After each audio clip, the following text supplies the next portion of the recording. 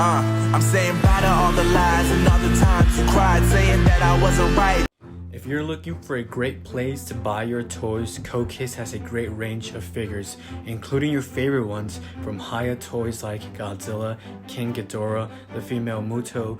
Get 6% off in all your purchases with my discount code. Use RubiCokiss to get all your favorite figures much cheaper than anywhere else with fast shipping. Link in the description down below. This also means you don't have to wait for those long releases from the US. You can get everything much faster and exactly the same time that Hiya Toys releases their figures from their end. So what are you waiting for?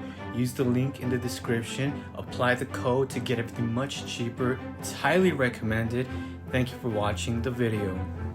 Hiya Toys has done it again, revealing a big, very requested monster, and that is Godzilla 2000. Now let's move on to the information.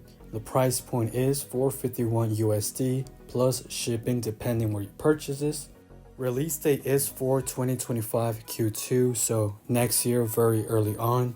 This brand new Godzilla action figure stands at 18 centimeters tall, based on Godzilla 2000 Millennium. It talks here how they were able to capture the suit-like details, the teeth, the claws, and they gave it that, yellowish age type of paint job, and the dorsal fins with that infamous, metallic purple.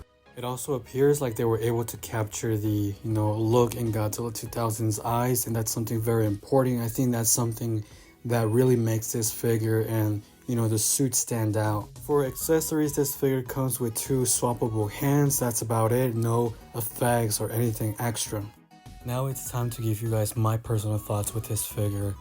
Wonderful. They've done a fantastic job in every single aspect. Now keep in mind, this is one of my favorite suits of all time.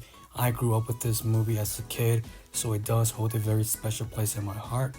With the amount of articulation that was given to this figure, you can definitely see how it's able to recreate different poses from the movie, and that's one of my favorite parts. No matter what angle you're looking at this figure from, it perfectly captures that Godzilla 2000, especially the eyes like they mentioned. They were able to capture that very like cat glowy eyes that, had a lot of personality. When you move on to the paint job, they've done a fantastic job. If you look at the dorsal plates, the purple captures everything perfect. I like how from purple, it slowly starts to fit into that black. Really wonderful. Now look at the nails, look at the teeth, even the tongue. It's very impressive, especially the thighs. It holds a lot of details around the body. I love this figure. This is definitely a must pre-order for me. Honestly, they killed it with this suit and everything that they've done.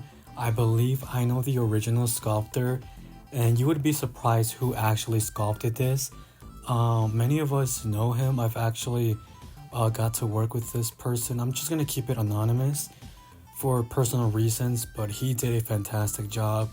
I'm very proud of him to see that he's come very far in this industry, and just knowing the type of work that he's done from previously working with him, I can definitely see why they chose him, and he definitely delivered on every single aspect with this figure. The accuracy, the details, the articulation. It just reminds me of that one scene from the movie where you see Godzilla 2000 walking in the city. Right here, it perfectly captures that, and I just love it. I love how from different angles you can see those big eyes, the teeth. It just looks very infamous. If you know what I'm talking about. If you look very close around the arms and the hands, it does appear like they've added more articulation to this Godzilla than any previous ones, especially on the neck. That looks perfect. The way that they were able to make it seamless. This is something that they should definitely apply for the legendary version and future Godzillas, because my god, is this amazing. The fact that it just looks very natural, the dorsal plates. Also, from certain angles, this reminds me a lot of the recent Godzilla 2000 from X Plus, and that's a wonderful figure. The fact that they were able to make the eyes very realistic, almost marble-like, if you know what I'm talking about. And the dorsal plates are just so infamous. I like how, they start off small, they get individually bigger, and the thighs, you can see that it almost appears like it might have more articulation. From what I can tell, this is definitely not a bendy wire tail. I think Godzilla GMK was, but it's not confirmed. This one you can definitely see the segments, but it would be interesting to see different methods be used for different versions in the future. Now, the only issue that I do find with this figure would be the back segment. From this angle, it sort of looks unnatural, like it doesn't look right.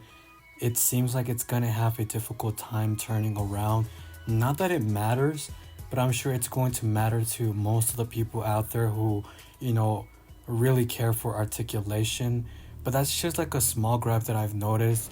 I think to fix this problem, they probably should have added a third cut in between both of the main cuts that you see for the back section, and it would have been more natural. It would have gave it more, of a natural pose when you see Godzilla turning around. For the most part, Hiya Toys has been able to engineer their articulation pretty good, and I'm not sure how this is going to pan out at the end of the day in person.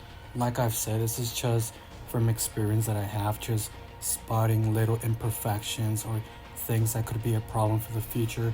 And for the most part, I've always been right with the things that I point out. Same thing happened with King Ghidorah and a few other figures. I called it out at the very beginning with the promo images.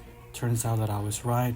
And look, for me, it doesn't really bother me that much, just a little bit, but I'm sure it's going to bother some people, like I mentioned, people that really do care for photography or just getting the most out of articulation. From this, angle, like I mentioned, it just looks a little bit weird, like it could have been cleaned up and done a lot smoother, if it makes any sense, to hide the gaps and just give it that natural pose of a reptilian or godlike monster turning around. Besides this is obviously a fantastic news for the Godzilla community. Think about it. Any other company figure would have took years to make this figure become a reality. This has been highly requested, as we all know, and Hiya Toys has lately been delivering a lot of highly requested figures from fan service and all that. Now let me tell you why this opens up the possibilities for other monsters. Producing Godzilla 2000 means there has to be a follow-up to Orga or the UFO or other figures within that realm of the era of 2000. Like I've mentioned, this could involve Kiryu, Mechagodzilla, Kaiser Ghidorah, and Godzilla Final Wars. It really does open up the possibilities, and this is very good news. So far, they delivered a fantastic figure. Hopefully the final product turns out to be as good as they show. I know it's never really going to turn out, as good as the prototype. Regardless, the objective always is to aim for perfection, aim to deliver the top quality with their figures. And so far, they've done an excellent job. They're not perfect by any means. Obviously, any company will always face, issues with the factories producing figures, with quality control issues, articulation, paint job, you name it.